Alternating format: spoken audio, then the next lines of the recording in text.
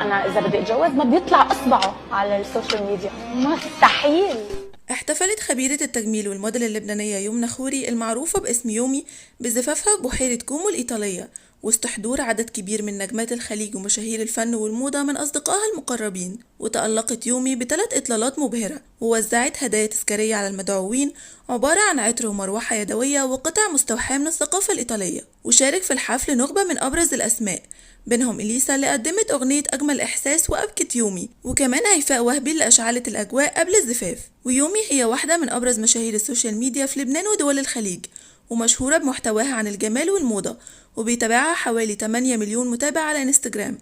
وقبل ما تبقى يومي كانت يمنى خوري اللي اتولدت سنة 1998، ولما كان عندها 4 سنين عاشت مع أخوها في دار للأيتام بعد وفاة والدها، وده بسبب عدم قدرة والدتها على رعايتهم بسبب ظروفها المادية. وبعدها رجعت تعيش مع والدتها وهي في عمر 16 سنة، وإقامتها في دار الأيتام كانت من أصعب الأوقات اللي عدت عليها، لكن كان ليها دور أساسي في تكوين شخصيتها، فقالت إنها علمتها الانضباط والاعتماد على النفس. وكانت يومي بتعشق المكياج والشعر، علشان كده اشتغلت في صالون تجميل لعدد من السنين علشان تقدر توفر فلوس تحقق بيها حلمها وتعمل صالون تجميل خاص بيها وبأخوها. وفعلا افتتحت أول صالون تجميلي للرجال والنساء في لبنان مع أخوها، وبعدها عملوا براند خاص بمنتجات المكياج والرموش. واتشهرت يومي جدا بسبب جرأتها في تقديم الموضة العصرية، وتعرضت لانتقادات كتير بسبب الجرأة دي، لأن الجمهور اعتبر محتواها مش مناسب مع أغلبية الذوق العام. وقالت إن سبب تسميتها دكتورة يومي هم المتابعين بسبب تقديمها لنصايح حياتية، لكنها محصلتش على أي شهادة في الطب.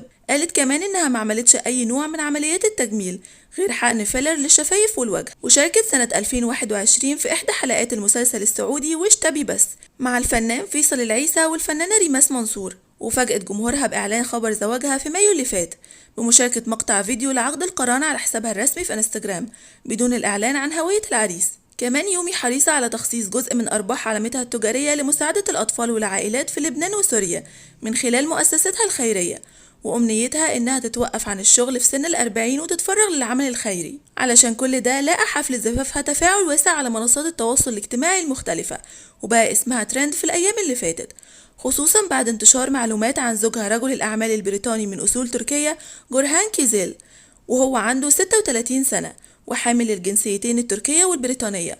وفي مصادر بتقول إن ثروته حوالي 700 مليون دولار، ومصادر تانية بتشير لتخطيها حاجز المليار دولار، وده لأنه أسس إمبراطورية اقتصادية ضخمة وعنده نهج صارم في الخصوصية وعدم الظهور الإعلامي.